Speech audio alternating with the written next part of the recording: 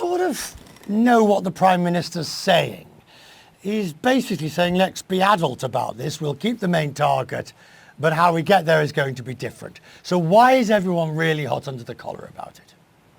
Well, I think a lot of people are upset that this is the UK simply not delivering as much as it possibly could when it comes to reducing emissions. But Rishi Sunak said there were two key reasons he was doing this. Number one was the fact that the UK has done better than any country in the G7 at reducing emissions, a much faster reduction than any of the other G7 nations. Secondly, he says that this is an issue for people who cannot afford to buy a new electric vehicle or a new boiler or having to insulate their home if they rent it out, and that these targets needed to be extended simply because people are already paying so much more from inflation, from energy bills going up, from mortgages going up, from interest rates, and so on. So those are the key reasons. But of course, this is very upsetting if you were an automaker and you had invested millions or billions of dollars to be ready for a 2030 target and it's got pushed by 5 years.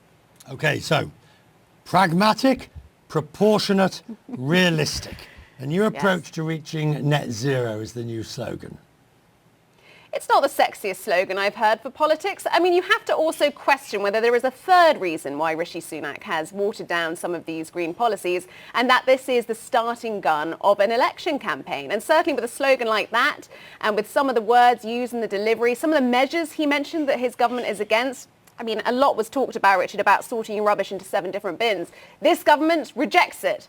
It wasn't even a policy. So you just wonder whether he really is trying very much to appeal to certain voters, particularly that red wall you may remember from the last election, where the Conservatives won back big Labour heartland seats. I think this is the beginning of the election.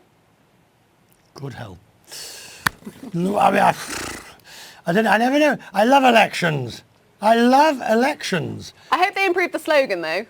Pragmatic, proportionate, realistic, pragmatic. Ooh.